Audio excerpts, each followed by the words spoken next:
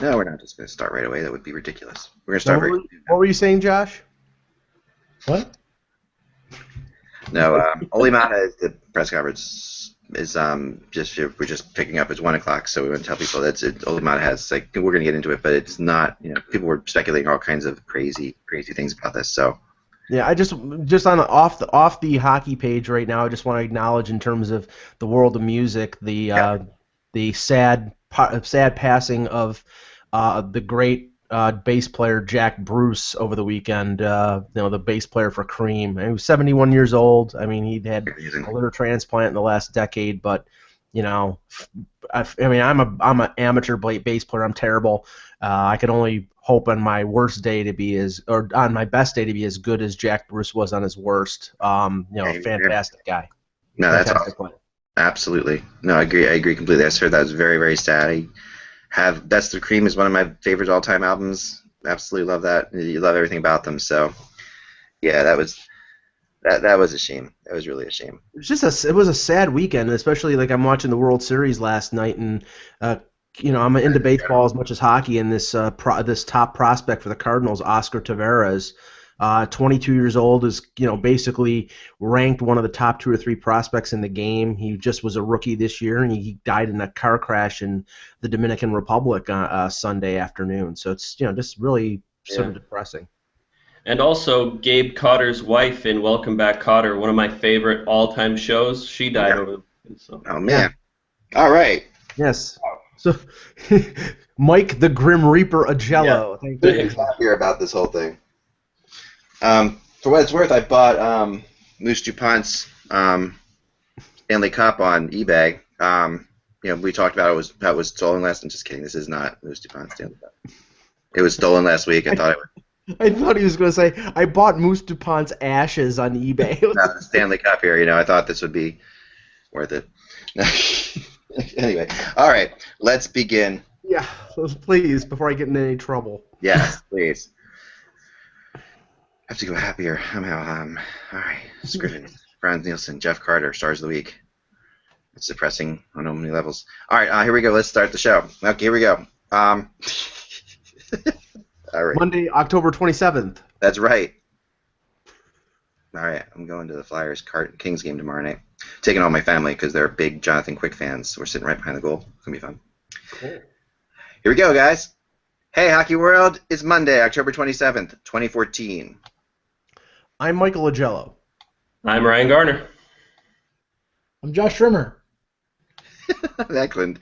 And you're watching the Hockeybuzzcast on HockeyBuzz.com. Coming to you today from Jamaica, Toronto, and Buffalo, as is per normal on a Thursday. But since we didn't have a Thursday show last week because I got tied up in traffic coming back from New York, we are here today with Ryan. Thanks for joining us, Ryan. Absolutely, anytime, guys. And I couldn't pick up a better day for you actually to be here because the Sharks showing again that they are the picture of consistency over the course of the weekend. Lose to the Sabres 2-1 at home. I predicted the Sabres would beat the Kings. I was just a little bit off. I had a feeling the Sabres were going to win one of these games, though. You have to think they're going to win one of these games they shouldn't win. They're playing those teams, and they have lost. They've lost this. They have had the Sharks number for whatever reason it is in recent years, which might say something about the Sharks in general. But then because in the recent years the Sabres haven't been all that good. And this is a little bit of the Sharks maybe playing down to their opponents. We've seen this before, Ryan. This is not anything new. But then they come back last night and just totally take it to the best team in the NHL right now. What's going on out there, Ryan? Total Dr. Jekyll, Mr. Hyde type team. Yeah. It's interesting the way the Sabres have had their number for so long. I remember, it must have been 6 years ago. I remember this. I was at my wife's company Christmas party, and I'd made a bet with a guy who was a big Sabres fan for $50, just straight up, who was going to win.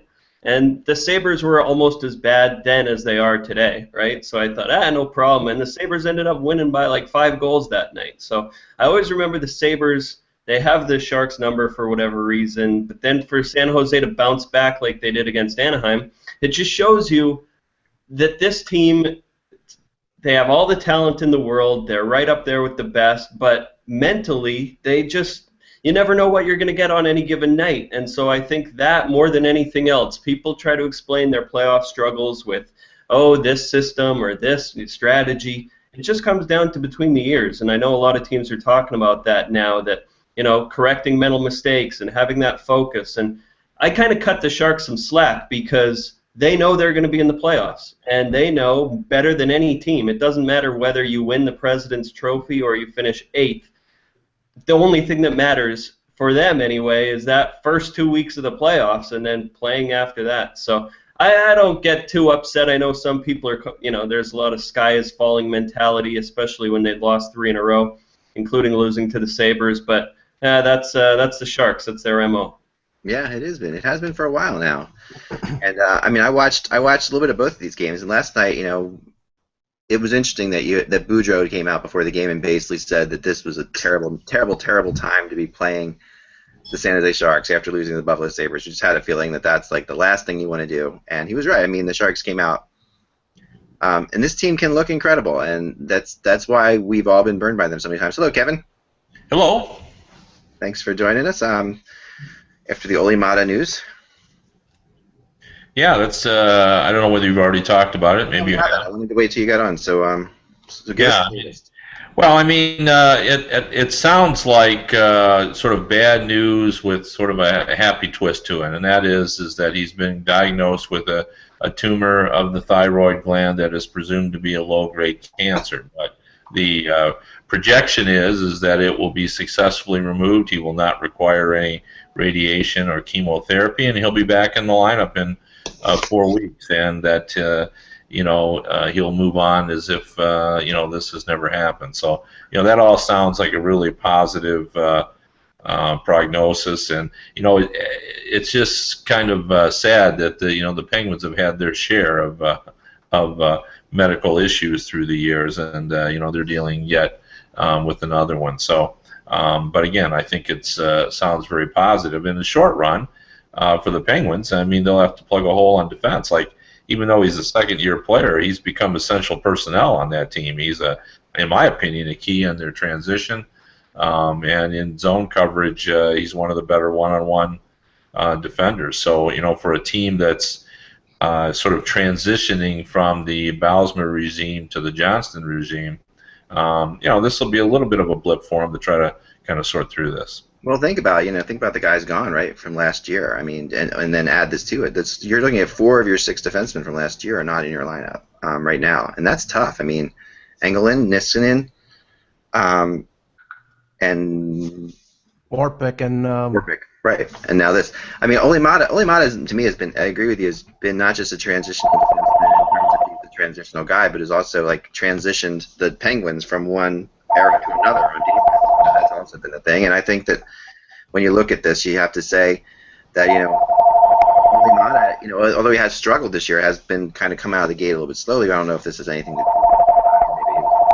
because this was diagnosed, I guess, in the preseason or they first found it in preseason. But yeah, he makes their defense, which everyone says, oh, they don't have a very good defense. They makes them pretty good. I think on a lot of nights, I think he makes them a lot better than they would be.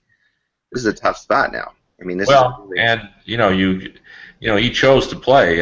While this was going, he was being tested. This was discovered during a training camp physical, and it was his decision to continue play while they were, running more tests and figuring out, the best course of action. So, obviously, his willingness to do that helped him. He's playing 20 minutes a game, and he had 5 points in 7 games.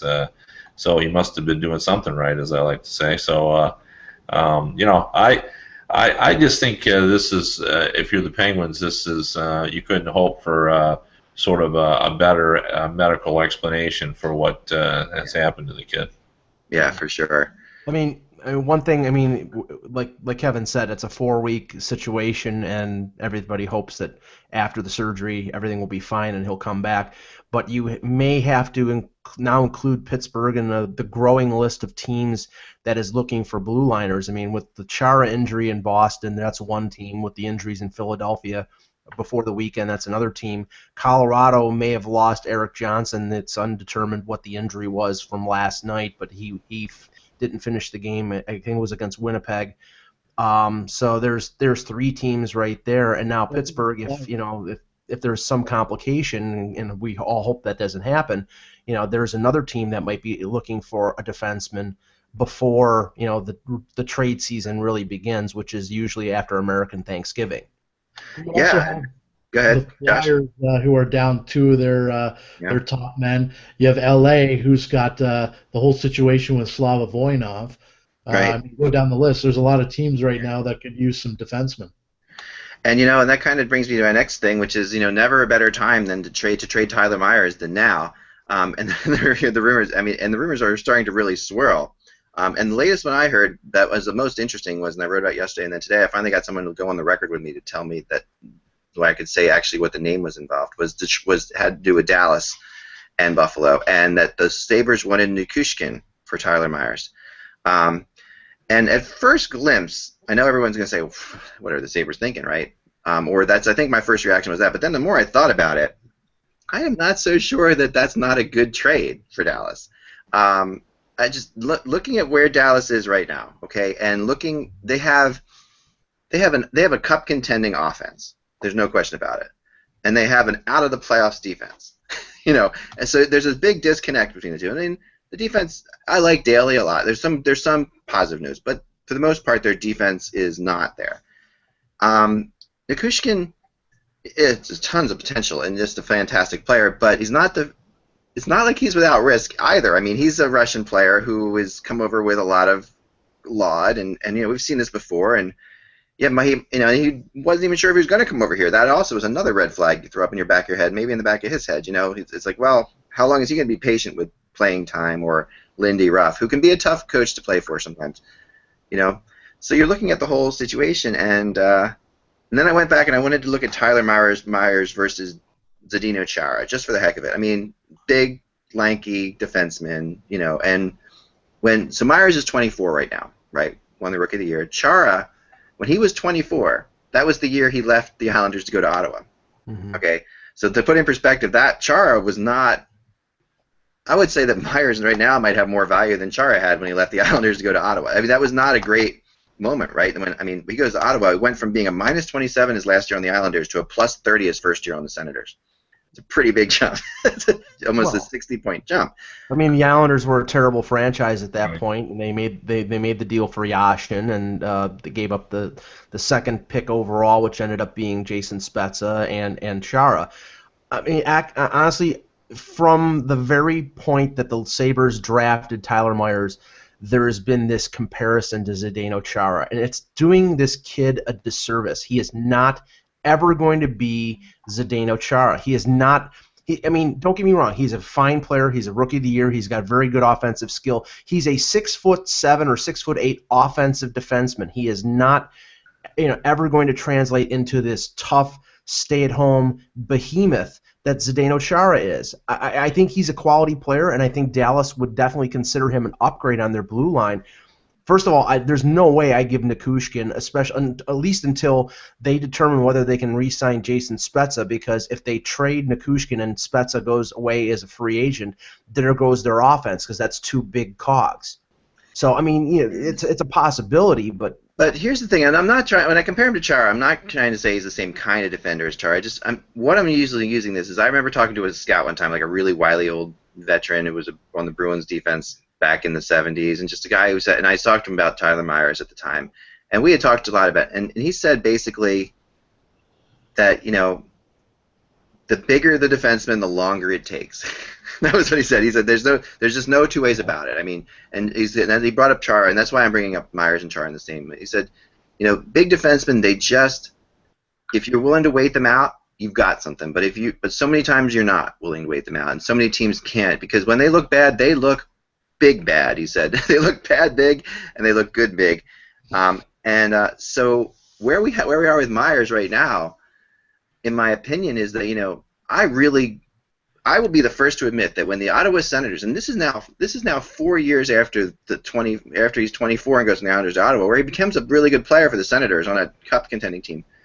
When the Senators decided between Chara and Redden, I would have taken Redden as well at that point. And I thought, then they said to sit there and they're going to sign one of them, and they let Chara go. I would have, even at that point, I would have, and that's a 28 or 29-year-old Chara. And of course, he goes on to become this big-time star. Kev, what are your thoughts on this? Yeah, well, I think Myers for Nikushkin is crazy talk. I don't know any other way to look at that.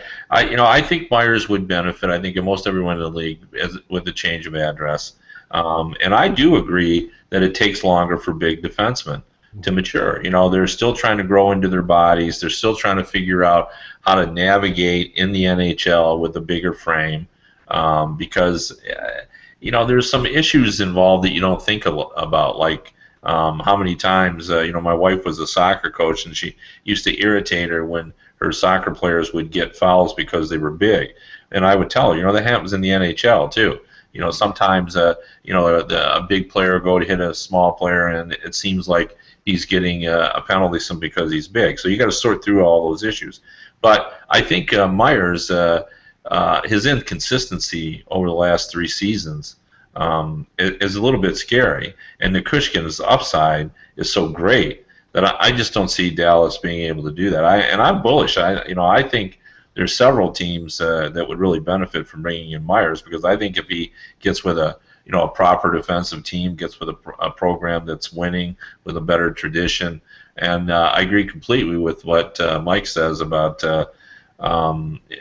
he has certainly been hurt by the high expectations and the comparisons to Chara, in my opinion. So they want a lot for him. So I think that's good. I wouldn't be shocked if that's good information that they want Nikushkin. I mean, the rumor in Detroit is that they wanted Mantha and then Dylan Larkin. Right. Those two prize prospects. So I think ultimately he's going to get traded this season. But I don't think it's going to be to Dallas for Nikushkin. Yeah, I'm sure the rumor, if it came out of Colorado, is that Tim Murray wants Nathan McKinnon. I mean, it's just he wants the best. No, wait a second. Nikushkin. No, but I think it's completely unreasonable that they're asking for Nikushkin for. It's not. It's really not. It is not unreasonable. I mean, it feels unreasonable because, and I agree with you. My first reaction is the same thing. But you have to put in perspective where these guys are going to go. You also have to remember that this is Jim Nill. This is Jim Nill who traded for Tyler Seguin. So he's not willing to go out. He's willing to go out there and make a big player-for-player deal. Yeah, and Myers is locked up. And Myers is locked up for another, I think, 4 or 5 years. Right. And I grant your point about big players taking longer to mature. I mean, Chris Pronger was not a good defenseman in Hartford, and only after he got traded or after he went to St. Louis did he really start to grow into the Chris Pronger that we know. Willie Huber wasn't exactly ever a great defenseman. He was 6'8", so I don't know that. He has his kid Alexiak. Alexiak. Yeah. Now, so I talked to my dad, and he said we're really not that thrilled with the guy. I mean, he's okay, but he doesn't seem like he's got really what we're looking for. He doesn't have. They're not. They would much prefer. Tyler Myers. And remember, Myers was people were talking about him with a Norris Trophy like people are talking about Hedman now, not too long ago. And I'm granted, all this expectation is ridiculous, but remembering Myers in his rookie year playing against, I think he played the Flyers in the playoffs, so I just got to see him a lot that rookie year. He was the Flyers won that series, but Myers was fantastic. He was the best saver on the ice. And you just had to look at him like, wow, that kind of reminded me a little bit of Bouwmeester in his early years, just like the ability to move the puck around, the size, it just kind of reminded. And I think that players like Tyler Myers are just not available. And the reason he was fantastic is because he was paired with Henrik Tolinder, and he had absolutely no defensive responsibility. What his job was to carry the puck and attack, and he did. And that's the type of defenseman he is. With his big strides, he's very good. He's got a good shot. But he got injured, I believe it was in his second or third year, and he has never been the same defenseman. So, I mean, I'm sure Jim Nill has done his due diligence, and if Tyler Myers is the guy he's targeting, that he's willing to pay a price. I think Nikushkin is a future star, and I wouldn't trade him, especially until finding out whether Spezza is going to stay there long term or not. I agree with what Mike's saying. Just knowing Jim Nill the way that I do, I would be stunned if he would trade a young player like Nikushkin, for a guy who, and even, as much as I believe that it takes longer for older players or for bigger defenders to develop, I mean, as I said, there's been some inconsistency here. So I just can't see him trading, a good young player. And I've talked to nil about in Nikushkin, and he's pretty bullish on him unless things have changed. What you never know in these circumstances, though, and I think that it's always you have to be careful. Is you don't know what's happening behind the scenes. Right. So I mean, there's always a potential, but I just don't see it. But on the other hand, I think it's perfectly fine for Tim Murray to ask for Nikushkin because I mean the way he views it. Myers was, should be viewed like a top 10 pick, and Nikushkin was a top 10 pick. Same thing he asked for Larkin from Detroit. What was he, 15th? Yeah. So, I think that's a reasonable request. I just don't see Nil doing it. I mean, he's still trying to build this team for the future, and, you don't do it by trading a young power forward with, Malkin aspirations. But I think really when you're looking at Buffalo's standpoint, they are assessing him based on the theory that he could go somewhere else and blossom into a major force in the league, right? Right. And look at what the going rate is for defensemen all over the place with injuries that have happened. I mean, in Edmonton, the talk is what could people get for Jeff Petrie if the Oilers agree to take on half his salary in a deal? And there's astronomical stuff going through the roof, and Petrie isn't even an established guy. When you look at Myers, how many 24-year-old defensemen are there with over 300 games of NHL experience, right? And those aren't just garbage minutes. That's him learning on the fly. And so we don't know what he'll be, but if you're negotiating, you have to look at it from Buffalo's standpoint and say, hey, we're asking for the sun, moon, and the stars because we have the guy locked up long term either way. Right. And what Buffalo might be looking at as well is the fact that they have Nikita Zadorov, Ramses Ristolainen, Jake McCabe, Mark Pysyk, 4 defensemen under the age of 21 who are all first-round picks, are all really regarded prospects. And by the time that Myers' contract is up in 4 years, this team might just be getting to the point where they're ready to contend for playoffs. So, maybe they're thinking, okay, he's at a value right now that we think he's going to stay at, but we're not going to be ready to contend until the end of this deal, and we'll have all these young defensemen coming up. So maybe that's the thought process. And this. Yeah, go ahead, Graf. This is my theory on what will happen on the trading Myers if it happens. I think it's really hard for teams to trade away prospects, once they know who they are. And by that I mean you draft a player like Dylan Larkin, it's hard to move him. You see him, you start to project him and everything else. Right. But it's a little bit easier to trade the picks. What I think will happen is Buffalo will end up getting another first-round pick from the 2015 draft, and then a B or a B-plus prospect to go along with it for Tyler Myers at some point this season. Because I think it's a little bit easier to push that across. And to me, they're of the same value to the Buffalo Sabres. I mean, they're not so close that they got to have a guy who's ready to step into the league. So getting one more first-round pick, because what that allows them to do is, let's just say, for example, that they are the worst team in the league, but they lose the lottery and they're going to pick second. For the right to get up and choose the player they want, they can suddenly go to that team and say, look, you're going to pick second, you're going to get one or the other, and then, we're going to have all these first-round picks if they can get another one from Myers. Right. Another first-round pick plus a second-round pick just for the right to go up, and then they can choose between Connor McDavid or Eichel. So that's why I think, for them getting one more first-round pick, it's easier to make that Myers trade if you're the team doing that. Plus, I think, that first-round pick would be of great value to the Buffalo Sabres. Yeah. Plus, they can always throw in Brian Giunta. I mean, honestly, if you were the Sabres and they lost the lottery and they finished second overall and they have Eichel basically locked up, would you, if the team, if the team is Florida or the team is Edmonton, who've had a couple number 1 picks over the last few years, and Buffalo offered the number 2 pick and 3 additional firsts to move up to draft number 1, do you think Craig McTavish or Dale Talon in Florida would do that deal? Depends what your scouts say, right? I mean, some will say Eichel's every bit as good.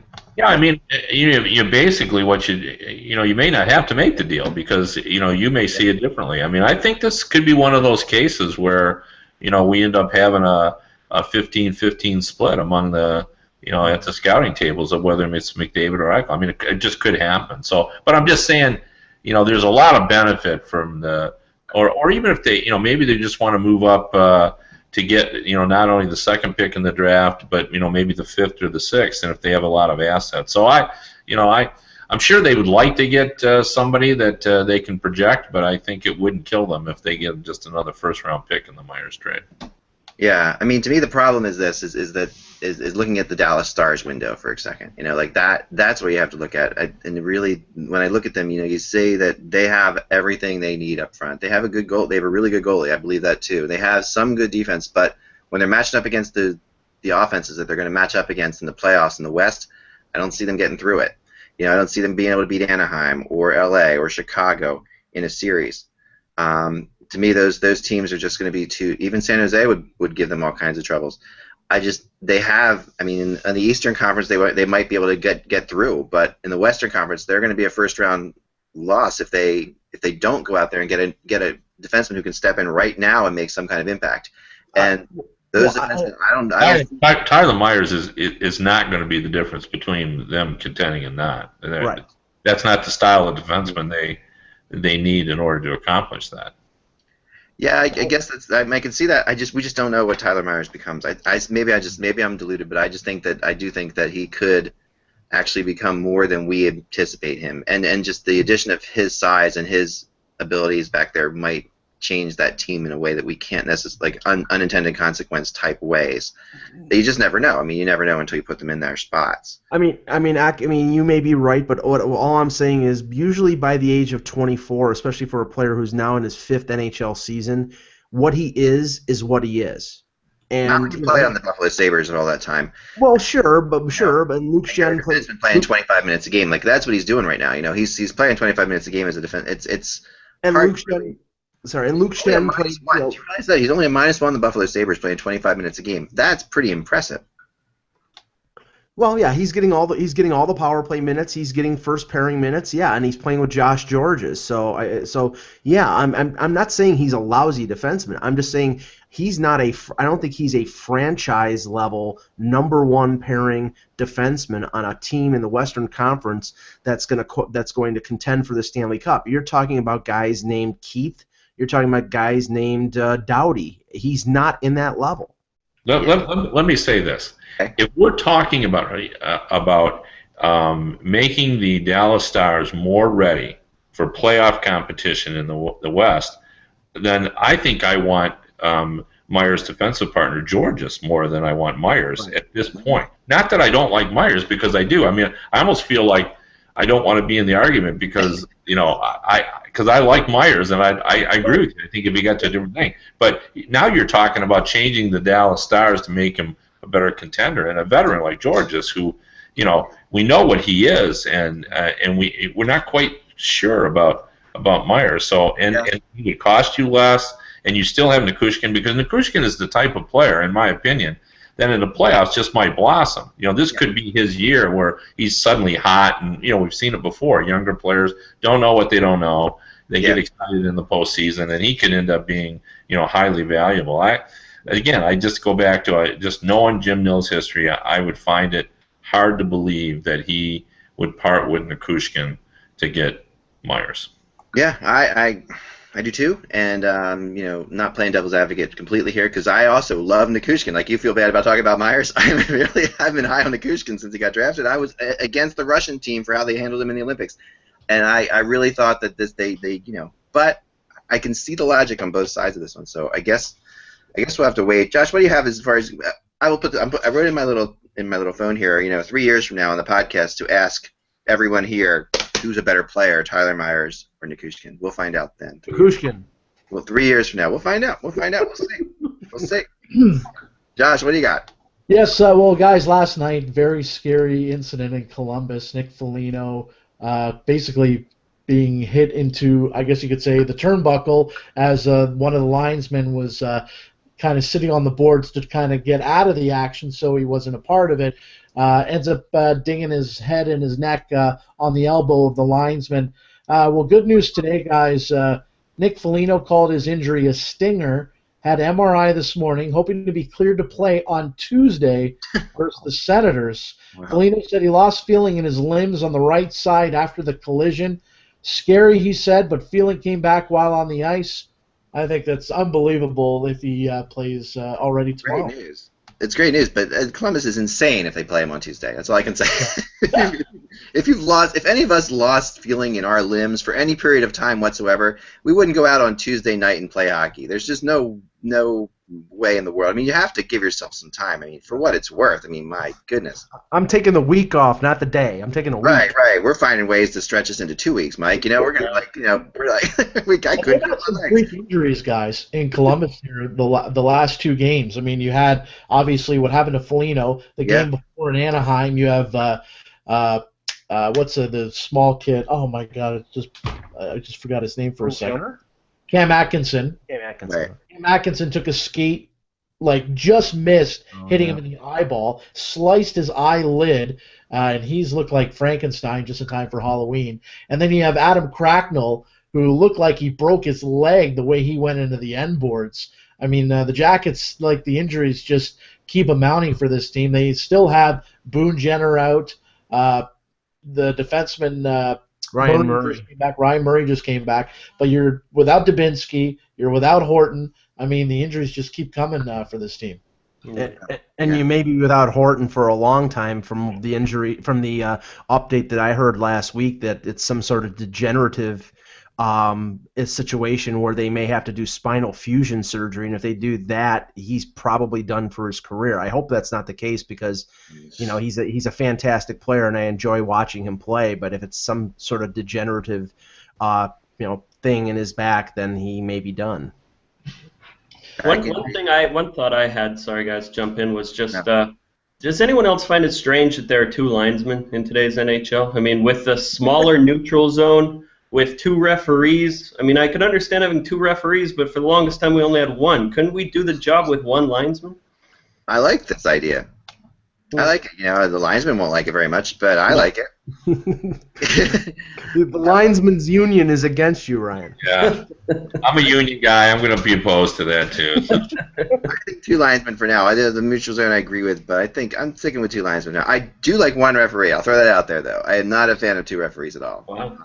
Well, interesting thing. Just another thought, real quick. If there's going to be 2 referees, one of them should be in the press box. That's the other theory I have. That you have a press box referee who could see everything well up there, and another referee on the ice. Because the whole idea of if one referee misses stuff, well, we don't miss too much stuff in the press box. You see everything up there, and why not have you in this day and age of Google Glasses? These guys can connect to each other very quickly and say, hey, that guy just hacked the hell out of him in the back on the behind there. Yeah. I'd be up for that. That if you want to get things right, Josh. Yeah, I just got some more stuff I want to read to you guys here. Also in that Kings game, Anze Kopitar suffered an upper body injury. Doesn't look like he will play tomorrow in Philadelphia. He is on the team trip, but they think he's not going to be playing.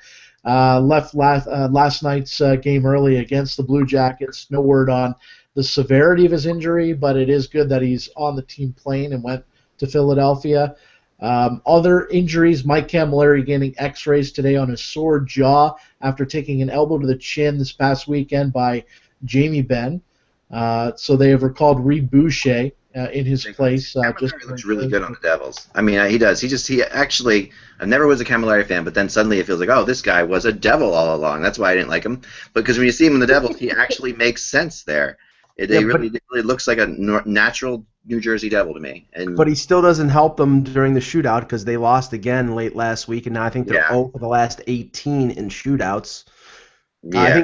I think Lou Lamoriello and Kenny Holland from Detroit are going to get together in a little bit of a cabal to eliminate the shootout, or at least lessen the opportunities for the shootout with the 3-on-3 for next year.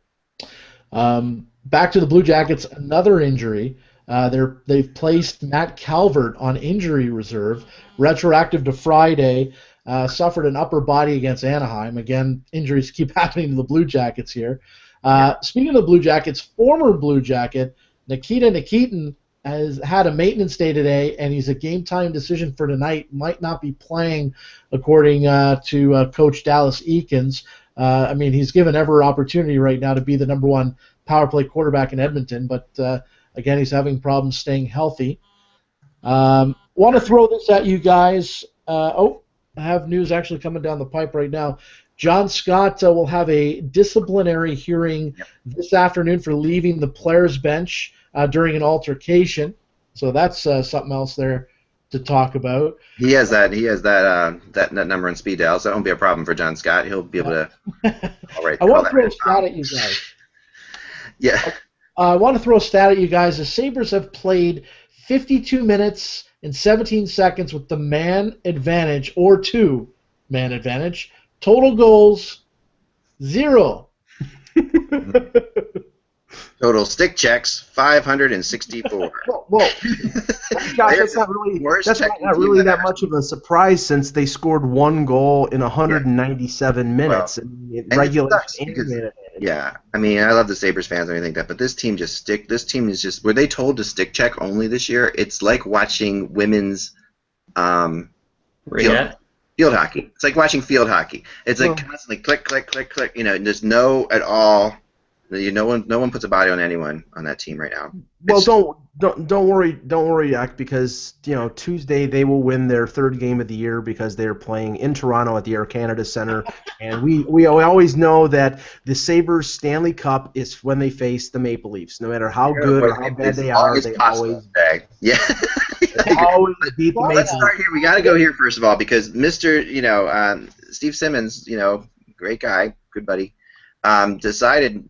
Ryan, that the Oilers were getting really close now, according to his sources, to hiring Mark Messier as a head coach. And this is a shocker in a lot of ways. I mean, Messier has only coached once, right, that we know of. That he coached that Spangler Cup team. Yep. And hasn't coached, and there were rumors, of course, in New York that he wasn't happy that he didn't get a coaching opportunity there. So I don't know. I mean, is Mark Messier the answer, Ryan?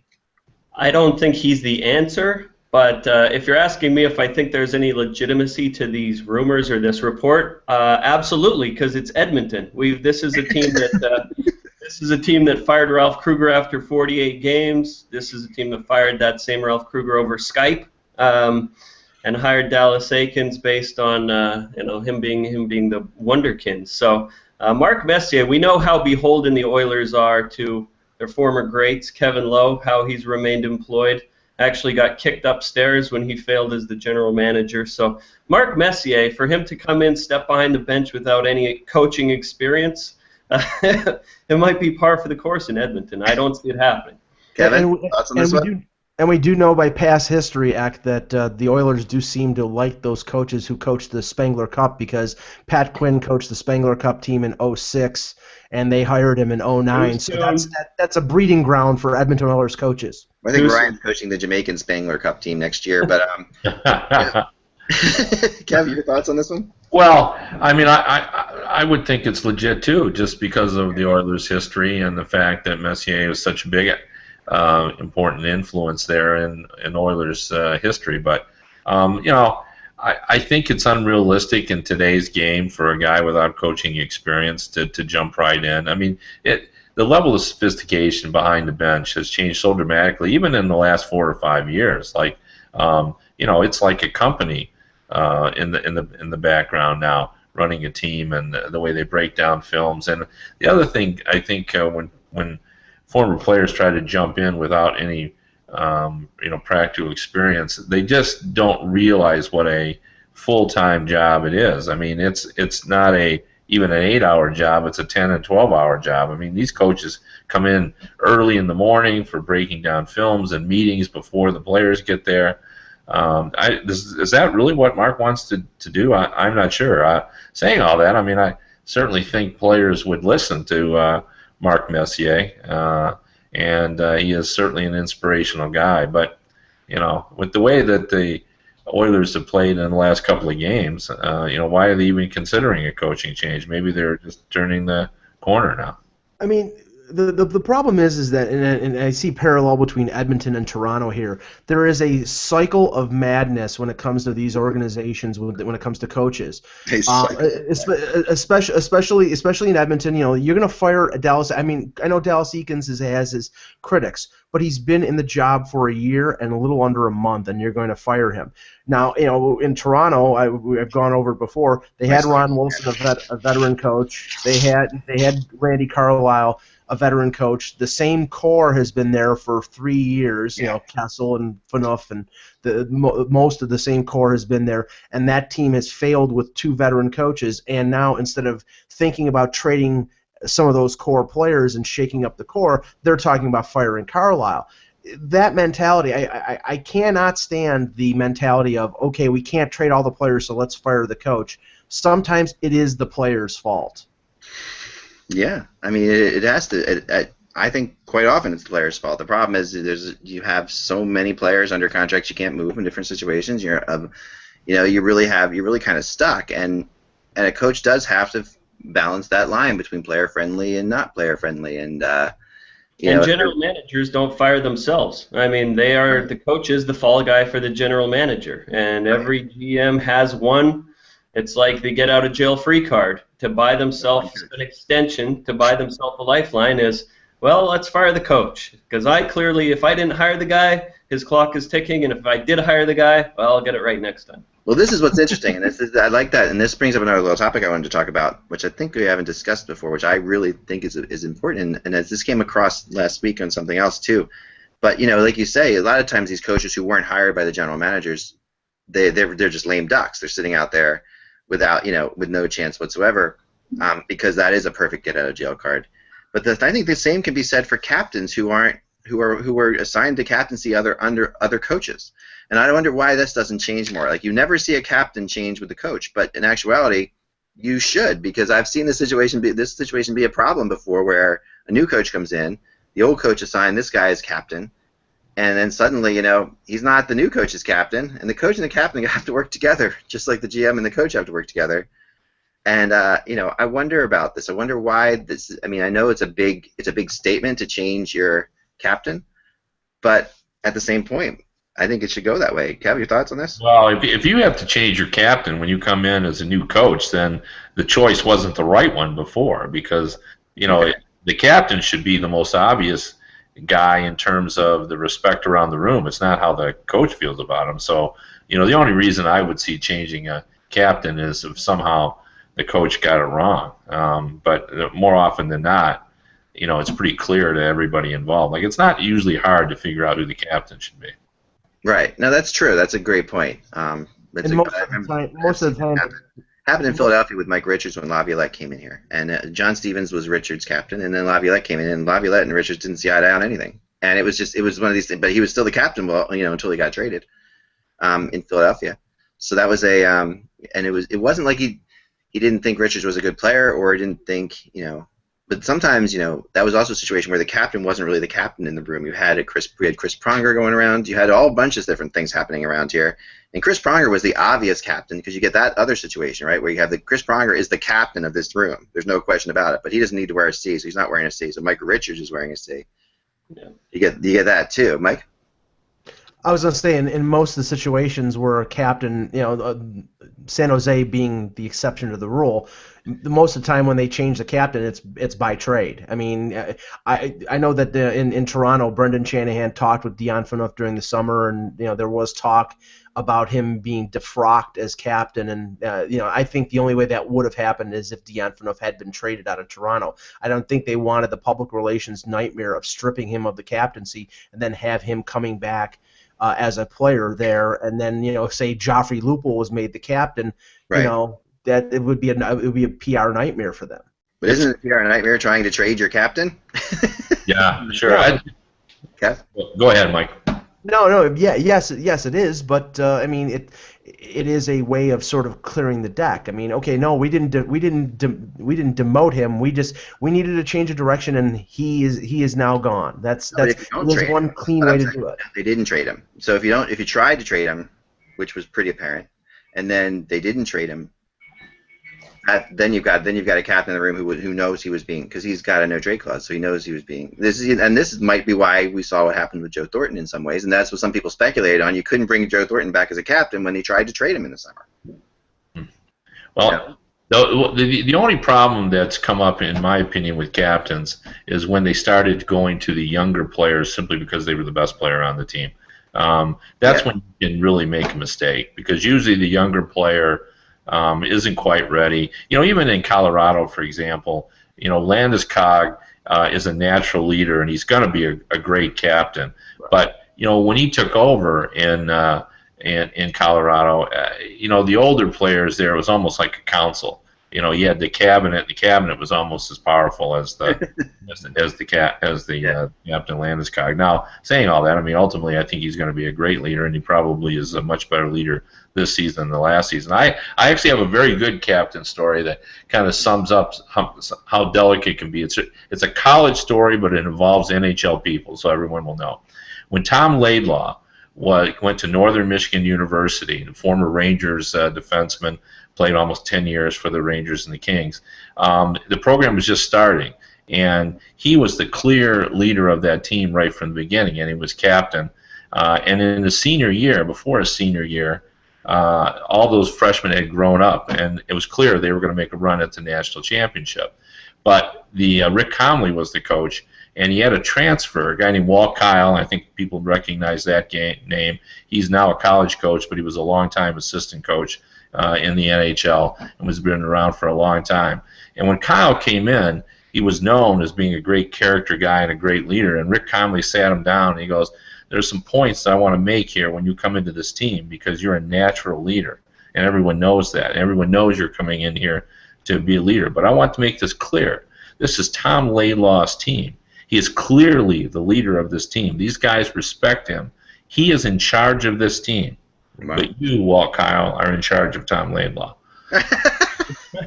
And it's one of my favorite captain stories ever. And I think we do see that, sometimes when we have a younger captain or a captain that is a little just uncertain in the role. Maybe he's the best player, and they want him to be a leader, and they're kind of letting him learn on the fly. But in the background, who's more powerful than the king? It's the bishop who's whispering in the king's ear.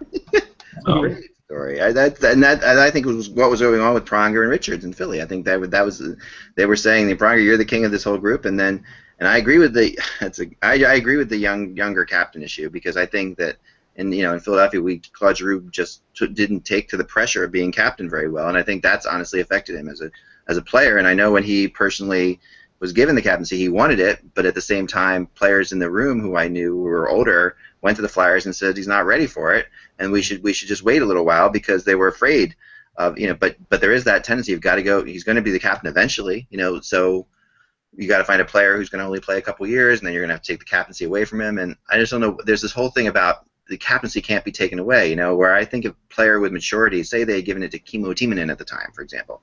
Mm-hmm. Wasn't one of the guys I was talking to, but just was a veteran guy who had been captain before. I think he'd be okay saying, "Listen, take this." If they had gone to him and said, just take this for 2 years, all right, and then we're gonna, you might still be here after 2 years, but Claude's gonna be the captain eventually. But we want him to see you handle it, because to me the worst thing about when you have a captain like Landeskog's going through right now, a captain on a team that's struggling, who's young, is that player is always on the ice at the end of the game, and they're always out there trying to, maybe with the goalie out, running around like crazy, and then immediately are the first person to talk to the media after the game, and they're trying to keep themselves together, they're trying to decompose, and I've seen players, Forsberg was amazing at this when he was in Philly, just in terms of he was great at coming off the ice, and then someone asking him, how bad does it feel to lose again, and he was okay with that question. But I've seen guys who don't have, younger guys who were put in that spot, and they can't. I think it's too much of a burden to put on a player. I agree with what they're doing in Colorado, the veteran structure behind Landeskog. But if you remember back in the day when Brian McCabe was made captain of the Islanders, I think he was 20 or 21 years old when the Islanders made him captain, and I think it ruined his tenure with the Islanders at that point. He was then part of the deal that I think he got sent to Vancouver as part of the whole Sedin thing, or I don't know, it may have been Chicago, but he eventually got moved out because he really couldn't handle the job as captain at such a young age. Now, a star player like Crosby, he was made captain with Pittsburgh relatively early on, and a guy like Landeskog, who's, I think, close to being a star player, it's understandable, and those players are going to stay with those franchises. But I don't think even if a young player has great leadership abilities, you shouldn't really give them the captaincy, when they're 21 years old. It's an individual thing, but I just don't think it's a good thing. Well, it's risk reward, right? Does the reward really justify the risk when you say, I've never heard anyone say they made this guy the captain too late, right? If he's ready for it, he's going to be ready for it 2 years from now. We had this situation in Edmonton with Taylor Hall, right? Andrew Ference came in. Everyone figured it was going to be Taylor Hall's getting the captaincy because it's his team. He's kind of the most vocal guy, the best player, right?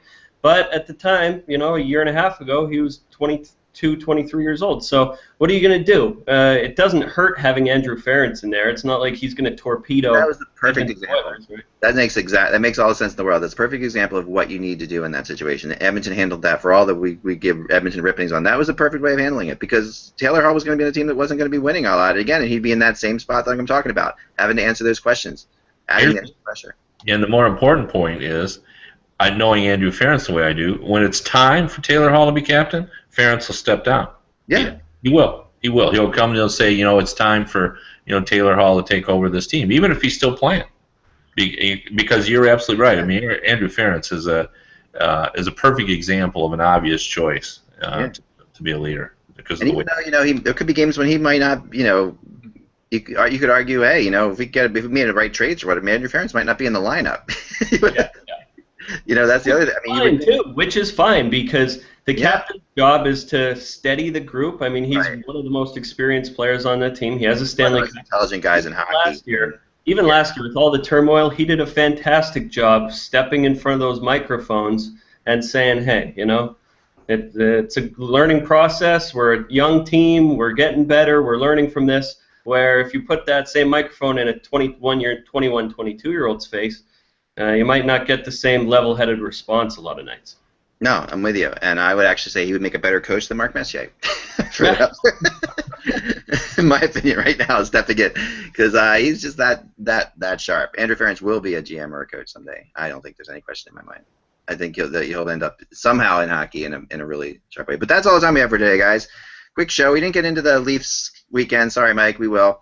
No, we'll talk about them on Wednesday after they lose to Buffalo. Right. We didn't get into the Detroit Flyers game where the Flyers literally stole 2 points from the Red Wings that they should never have gotten.